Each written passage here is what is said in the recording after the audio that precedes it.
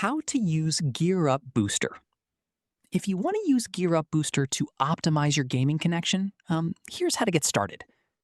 First, open the Google Play Store on Android or the App Store on iPhone.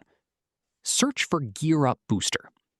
Find the official app, tap Install or Get to download the app.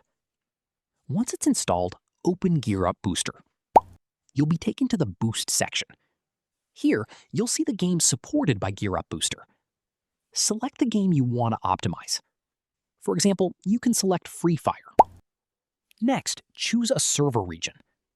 You can select a region manually or use the automatic option. Once you've selected a server, tap Boost to start the optimization.